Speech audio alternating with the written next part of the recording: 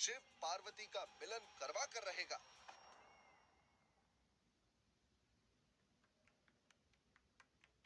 वे सब स्वर्ग में बैठे आपस में बात कर रहे थे। जहां एक ओर इंद्र ने पार्वती और शिव को मिलाने का काम कामदेव को सौंप दिया था, वहीं दूसरी ओर अपने सती होने के रहस्य को जानने के बाद से पार्वती बहुत विचलित थीं। वो अपनी सहेलियों से इस बारे में बात कर रही थीं। मुझे तो विश्वास ही नहीं हो रहा पार्वती, क्या ऐसा कुछ सच में भी हो सकता है? तुम सती कैसे हो सकती हो? जीवन बहुत से ऐसे रहस्यों से भरा हुआ है मालिनी अर्पणा। किसी को इन रहस्यों के बारे में पता चल जाता है और किसी को नहीं चल पाता। अब तुम क्या करोगी पार्वती? मुझे लगता है तुम्हें महादेव को सब बता देना चाहिए। मुझे लगता है कि वो मेरी बात का विश्वास नहीं करेंगे।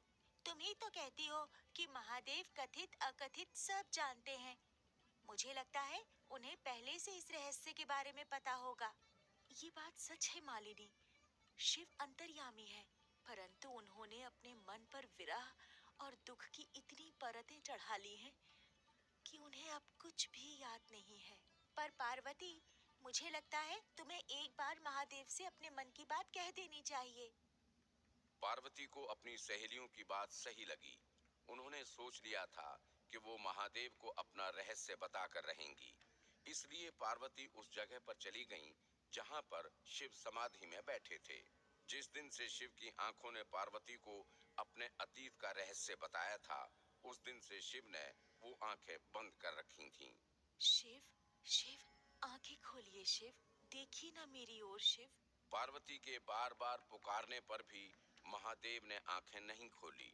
पार्वती एकटक समाधि में बैठे शिव को देख रही थीं। उन्होंने देखा कि महादेव की बंद आंखों से एक आंसू टपक गया।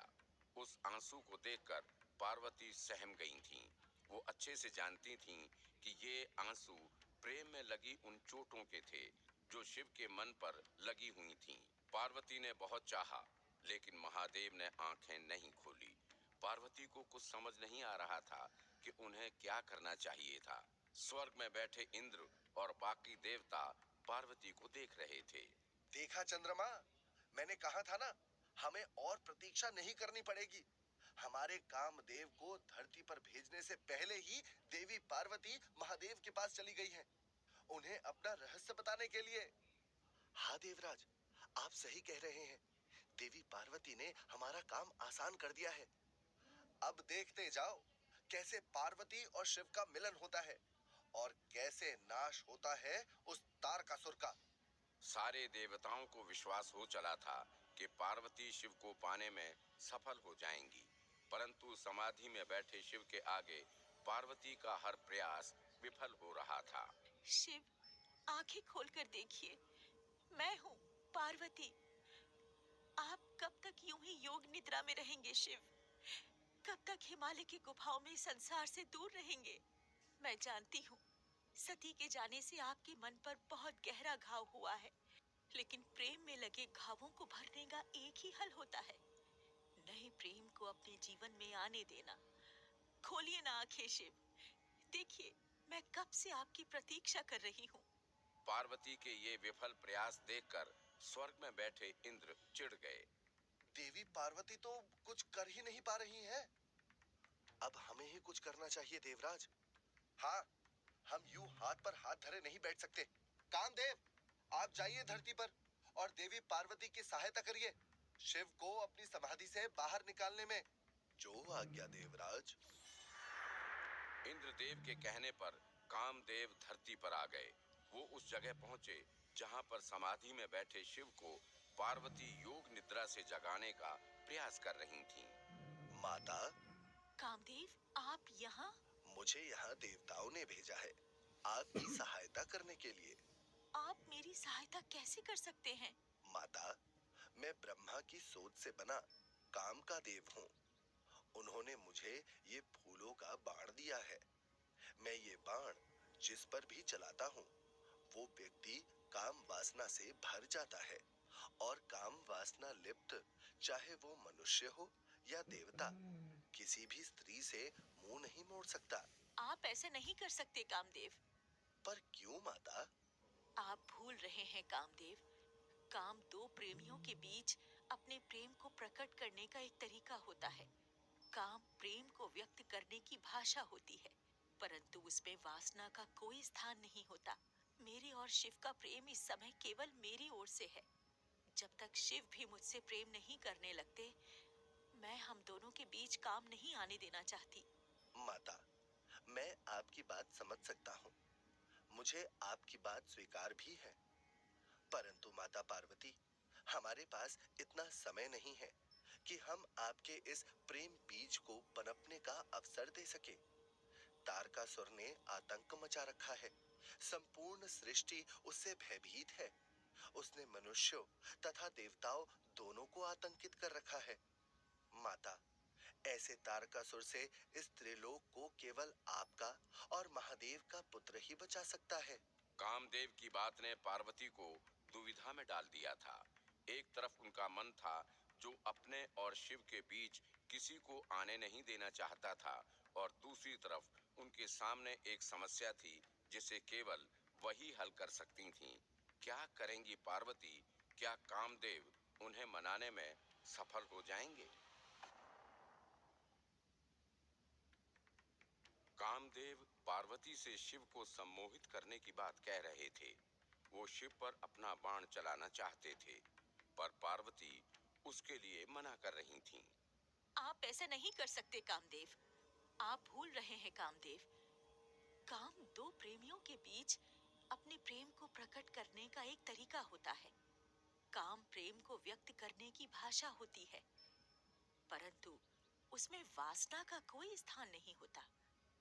मेरे और शिव का प्रेम इस समय केवल मेरी ओर से है। जब तक शिव भी मुझसे प्रेम नहीं करने लगते, मैं हम दोनों के बीच काम नहीं आने देना चाहती। पर क्यों माता? माता, मैं आपकी बात समझ सकता हूँ। मुझे आपकी बात स्वीकार भी है। परंतु माता पार्वती, हमारे पास इतना समय नहीं है कि हम आपके इस प्रेम बीज को पनपने का अवसर दे सकें। तारकासुर ने आतंक मचा रखा है। संपूर्ण सृष्टि उससे भयभीत है। उसने मनुष्यों तथा देवताओं दोनों को आतंकित कर रखा है। माता, ऐसे तारकासुर से इस त्रिलोक को केवल आपका और महादेव का पुत्र ही बचा सकता है।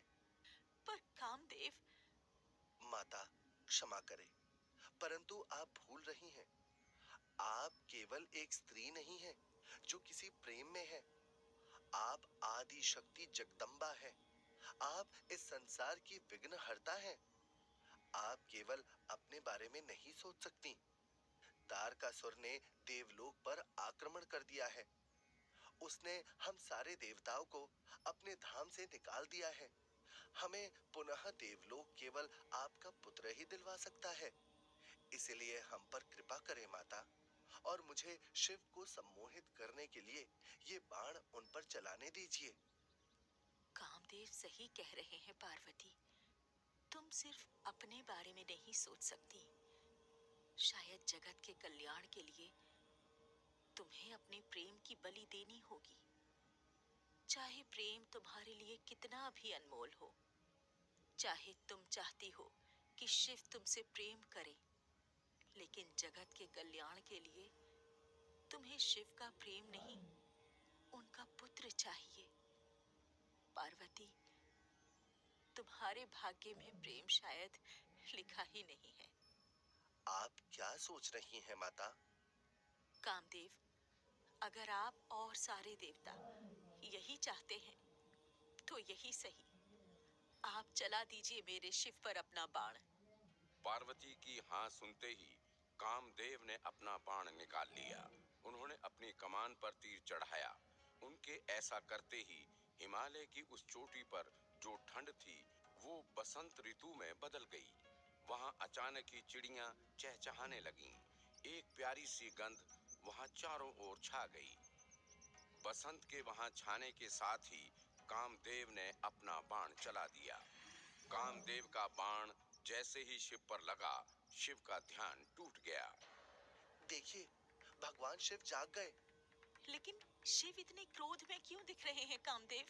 शिव की आंखों में उस समय कुछ ऐसा था जिसे देखकर पार्वती घबरा गई थीं, लेकिन कामदेव वो समझ नहीं पा रहे थे। माता, मेरे एक बाण ने महादेव का ध्यान तोड़ दिया। अब देखिए मेरा दूसरा बाण क्या करता है। ये कहकर कामदेव ने अपना दूसरा बाण शिव पर चला दिया। शिव ने जैसे ही वो बाण अपनी ओर आता हुआ देखा, उनकी आंखों में क्रोध की अग्नि उतर आई। कामदेव, मुझे लगता है शिव को आपका उन पर यूं बाण चलाना ठीक नहीं लगा। वो क्रोधित दिख रहे हैं। मुझे भी समझ नहीं आ रहा माता।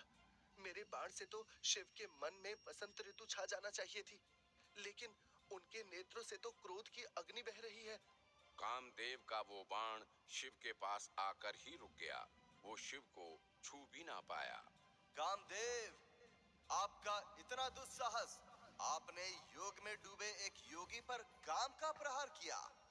क्षमा, क्षमा महादेव, क्षमा भोलेनाथ। इसमें मेरा कोई दोष नहीं। मैंने तो सब कुछ इंद्रदेव के कहने पर किया है। उन्होंने ही मुझे यहाँ भेजा था आपकी तपस्या भंग करने के लिए।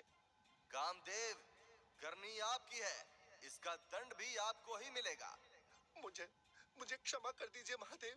आपने मुझे विवश कर दिया है कामदेव। मुझे योग निद्रा से जगाकर आपने घोर अपराध किया है। इसका फल तो आपको भुगतना ही होगा। महादेव का क्रोध उस समय इतना ज्यादा था कि उनका तीसरा नेत्र खुल गया।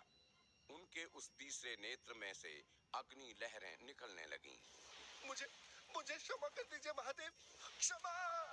महादेव के तीसरे नेत्र से अग्नि क्षमा कर निकली दीजिए और महादेव। देखते ही देखते कामदेव उस अग्नि की चपेट में आ गए। क्षमा कर दीजिए महादेव। महादेव के क्रोध ने कामदेव को भस्म कर दिया। उस पर्वत पर थोड़ी देर पहले जो बसंत ऋतु छाई हुई थी, वो अचानक ही पतझड़ में बदल गई। उस पर्वत पर मातम का स्वर गूंजने लगा। कामदेव राख हो चुके थे। पार्वती के नेत्रों में ये देखकर आंसू आ गए थे। कामदेव के भस्म होते ही वहां रोती हुई उनकी पत्नी रति आई।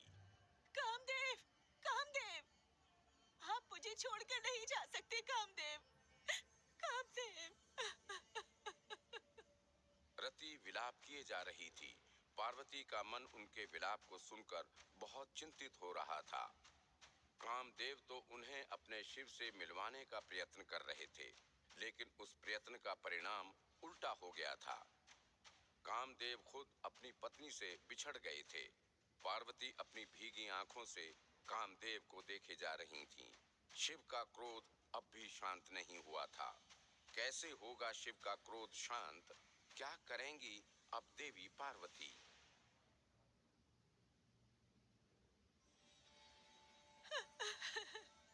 कामदेव, आपके बिना मैं क्या करूंगी?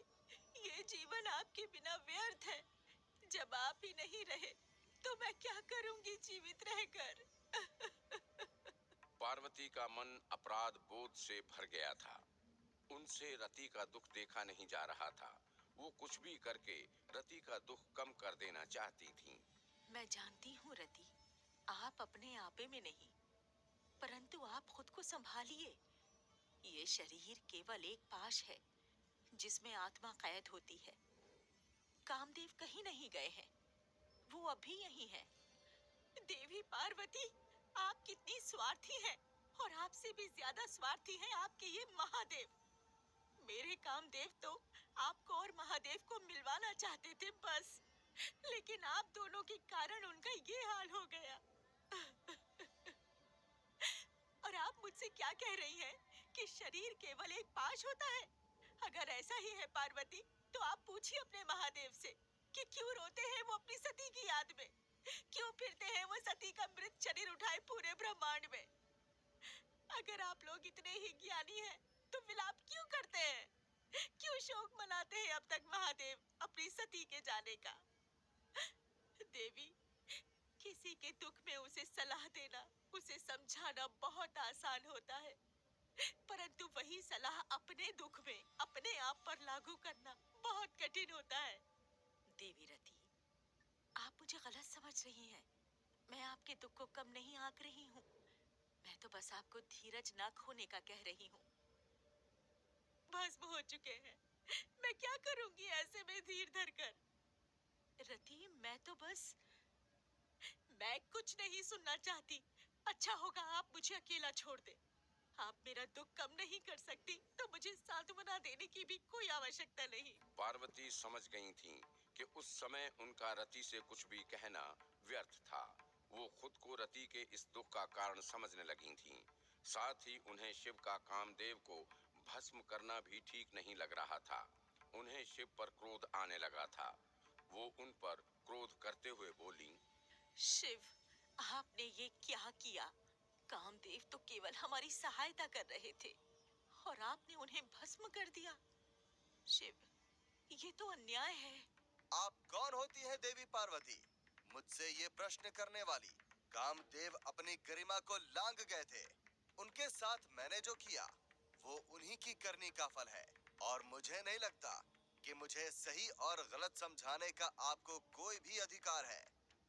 मुझे कैसे कोई अधिकार नहीं है शिव? आप हैं कौन? शिव, क्या आपको कुछ याद नहीं? आप मुझसे इस प्रकार बात कैसे कर सकते हैं? आप ऐसा कैसे कह सकते हैं मुझसे ये सब शिव? आप तो अंतर्यामी है ना? आपको तो संपूर्ण ब्रह्मांड के रहस्य का पता है। फिर आप कैसे मेरे मन का रहस्य नहीं जानते? मेरा रहस्य नहीं जानते आप? देवी, मुझे लगता है आप किसी और की तलाश में हैं। आप हिमालय राज की पुत्री हैं। इसके अलावा मैं आपके बारे में कुछ नहीं जानता और ना ही मैं जानना चाहता हूँ। मुझे नहीं लगता कि मैं वो हूँ जिसे आप ढूंढ रही हैं। वैसे भी आप महलों में रहने वाली राजकुमारी हैं और मैं एक वैरागी। एक राजकुमारी और वैरागी का कोई नाता नहीं हो सकता। पार्वती अच्छे से जानती थीं कि शिव सती के जाने से दुखी भी थे और गुस्सा भी, क्योंकि वो उन्हें बीच मझधार में छोड़कर चली गई थीं और उनका वही दुख और गुस्सा इतना बड़ा था कि शिव उन्हें पहचान कर भी नहीं पहचान रहे थे। पार्वती ने अपने आप को समझाया और शांत दिमाग से उनसे बोली, मैं जानती हूँ शिव, सती ने जो गलतियाँ की हैं, आपने उन गलतियों के कारण बहुत कुछ सहा है। परंतु शिव, प्रेम से मुंह मोड़ लेना इसका हल तो नहीं। क्षमा करें देवी, प्रेम क्या होता है मुझे नहीं पता। मेरे लिए प्रेम कोई अपरिचित भाव है। शिव, आपने संसार को प्रेम करना सिखाया है। प्रेम आपके लिए अपरिचित भाव कैसे हो सकता है? आप अतीत की बातें कर रही हैं। मैं केवल वर्तमान को देख रहा हूँ। शिव, सती आपसे प्रेम करती थी। उसके प्रेम का उत्तर आपने उससे प्रेम करके दिया। फिर मेरे प्रेम का उत्तर आप प्रेम से क्यों नहीं देते? मेरा क्या दोष है शिव? दोष आपका नहीं है देवी, दोष उन भावनाओं का है जो मेरे अंदर कब की मर चुकी है। शिव, आप शमशान के वासी हैं। मरे हुए लोग हो या भावनाएं, सभी आपके पास आकर पूर्ण रूप में पुनर्जीवित हो जाती हैं। और शिव, आप चाहे सत्य को जितना भी नकार लें, परंतु आप मुझे जानते हैं। आप और मैं अलग नहीं हैं। हम दोनों दो शरीर हैं, परंतु एक आत्मा है। आप राग हैं तो मैं रागिनी हूँ। शिव, अगर आप प्रेम के हिमालय हैं, तो मैं आपसे निकलती गंगा हूँ। हम दोनों एक दूसरे से युगों से प्रेम करते आए हैं शिव। बस करिए देवी, मैंने आज तक केवल एक स्त्री से प्रेम किया है और उनका नाम सती है। मेरे लिए प्रेम की परिभाषा ही केवल सती है। और आप क्या, इस संसार की कोई भी स्त्री मेरे लिए वो बदल नहीं सकती। मैंने अपनी सती को वचन दिया था, मैं उनके अलावा किसी भी स्त्री का अंगीकार नहीं करूंगा। पर शिव, मुझे लगता है हिमालय के इन पर्वतों पर मैं और ध्यान नहीं कर सकता। मुझे यहाँ से चले जाना चाहिए। मुझे जाने की आज्ञा दीजिए देवी। ये कहकर शिव वहां से जाने लगे, लेकिन देवी पार्वती ने ये तय कर लिया था कि वो उन्हें अपना सच बताकर रहेंगी। शिव, मैं ही सती हूँ। पार्वती की ये बात सुनकर शिव जहां थे वहीं रुक गए। आप होश में तो हैं? ये क्या कह रही हैं आप? आप जानती भी हैं मेरी सती इस संसार से जा चुकी है। उन्होंने अपना शरीर त्याग दिया है। उन्होंने वर्षों पहले अपनी सांसों को मृत्यु के हवाले कर दिया है। सत्यम प्रेम शाश्वतम अस्ति। सच्चा प्रेम कभी नहीं मरता। अगर प्रेम सच्चा हो तो वो किसी और रूप में सही आपको पुनः मिल जाता है। जिस तरह आत्मा मरने के बाद अपना शरीर त्याग कर नए रूप में जन्म लेती है, वैसे ही सच्चा प्रेम लौट कर आता है। अपने मन से वियोग का भार हटाकर देखिए शिव, मैं ही आपकी सती हूँ। ऐसा नहीं हो सकता। ऐसा ही है शिव, आप माने या ना माने, यही सत्य है। आदि योगी का मन पार्वती की वो बात सुनकर विचलित हो गया था। ऐसा लगता था मानो शिव ने अपने ऊपर जो दुख और गंभीरता की परतें चढ़ा ली थीं, वो परतें एक एक करके उतर रही थीं। शिव की आंखों में आंसू आ गए थे। उनका मन उन्हें पार्वती की बात का विश्वास करने को कह रहा था, परंतु उनका दिमाग अब भी उस बात को नकारे जा रहा था। शिव के मन पर ये घाव जो ना चाहते हुए भी सती ने दिए थे, उन्हें केवल पार्वती भर सकती थीं। क्या पार्वती इसमें सफल होंगी? क्या वो संसार से रुष्ट हुए शिव के मन में पुनः प्रेम का भाव जगा पाएंगी? सत्यम प्रेम शाश्वतम अस्ति। सच्चा प्रेम कभी नहीं मरता। अगर प्रेम सच्चा हो तो वो किसी और रूप में सही आपको पुनः मिल जाता है। जिस तरह आत्मा मरने के बाद अपना शरीर त्याग कर नए रूप में जन्म लेती है, वैसे ही सच्चा प्रेम लौट कर आता है। अपने मन से वियोग का भार हटाकर देखिए शिव, मैं ही आपकी सती हूँ। ऐसा नहीं हो सकता। ऐसा ही है शिव, आप माने या ना माने, यही सत्य है। पार्वती के ऐसा कहने से भगवान शिव स्तब्ध से वहीं खड़े रह गए। उनकी आंखों से आंसू बहने लगे थे। उन आंसुओं से वर्षों से उनके मन में बसी पीड़ा थी। पार्वती उनसे आगे बोली, शिव, हमारी कहानी बहुत पुरानी है। हमारा रिश्ता बहुत पुराना है। याद करिए शिव, वो समय जब आज से युगों पहले ब्रह्मा हमारे पास आए थे। पार्वती ये कहकर शिव को उस समय में ले गईं, जहां वो पार्वती नहीं, आदि शक्ति थीं। ये वो समय था जब धरती का निर्माण नहीं हुआ था। ये वो समय था जब ना प्रकृति बनी थी, ना ही जीव। ये वो समय था जब आदि शक्ति और शिव अर्धनारीश्वर के रूप में ब्रह्मांड में वास करते थे। आदि शक्ति और शिव अपने अर्धनारीश्वर रूप में अपने धाम में बैठे थे। उनके दर्शन करने के लिए तब ब्रह्मा वहां पर आए। शिव और शक्ति को इस ब्रह्मा का प्रणाम। ब्रह्मदेव, शिव और शक्ति का ये अर्धनारीश्वर रूप आपका स्वागत करता है। कहिए, कैसे आना हुआ? हे अर्धनारीश्वर, मैं आज आपके धाम ब्रह्मा नहीं, याचक बनकर आया हूँ। सृष्टि का रचयिता भी कभी याचक हो सकता है। मैं आज याचक ही हूँ। मैंने अपने कर्तव्य का पालन करते हुए इस सृष्टि का निर्माण कर दिया। मैंने अपनी कल्पना शक्ति से मानस पुत्रों को भी जन्म दे दिया, परंतु उन्हें संसार चक्र को आगे बढ़ाने में कोई रुचि नहीं है। वो मेरे द्वारा दिए गए इस कार्य को करना नहीं चाहते। वो सृजन नहीं करना चाहते, संतान उत्पन्न नहीं करना चाहते।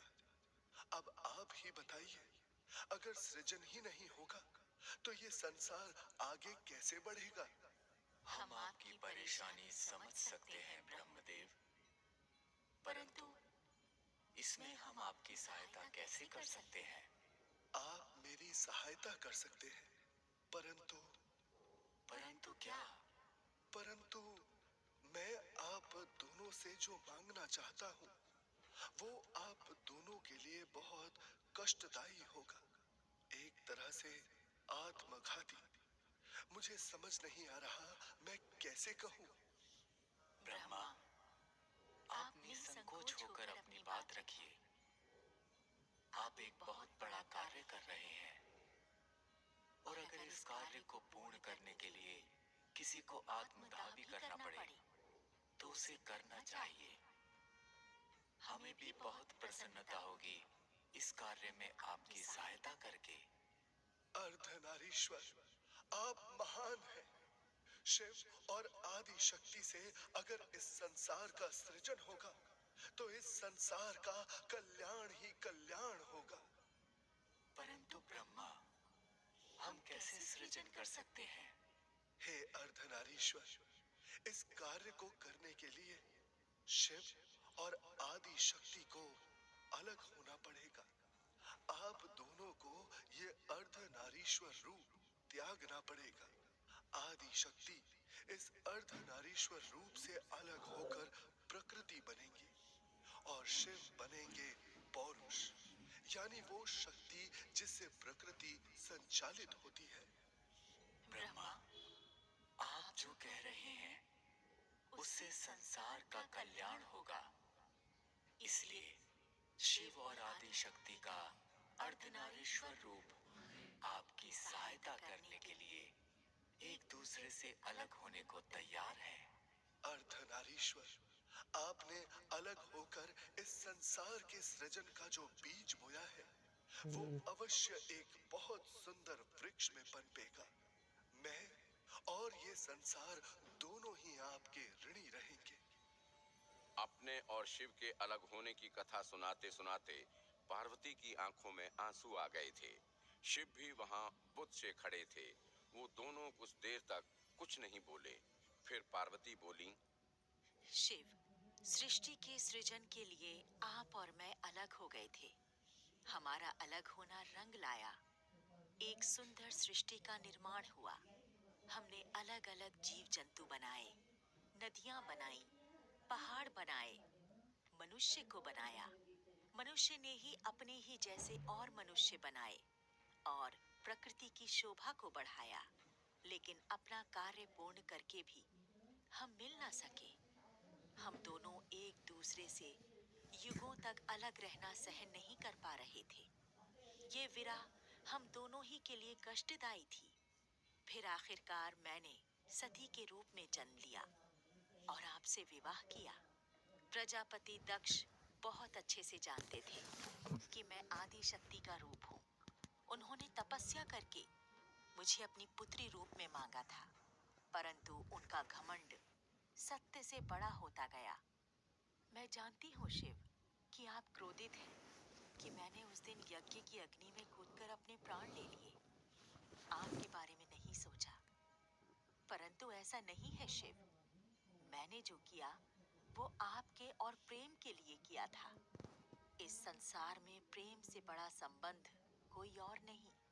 आप और मैं प्रेम करते थे और दक्ष उस प्रेम का अपमान करते थे। इसलिए उन्हें सबक सिखाने के लिए मैंने वो सब किया था। उनका अभिमान चूर करने का कोई और उपाय नहीं था। वो अपने जीवन में सबसे ज्यादा प्रेम मुझसे यानी अपनी पुत्री सती से करते थे। इसलिए सती के शरीर को नष्ट करके मैंने उन्हें विरह और प्रेम दोनों का पाठ पढ़ाया था। पार्वती बोले जा रही थीं और शिव सुने जा रहे थे, लेकिन शिव कुछ कह नहीं रहे थे। क्या शिव अब भी पार्वती पर विश्वास नहीं कर रहे थे? क्या शिव को अब भी पार्वती के सत्य पर विश्वास नहीं था?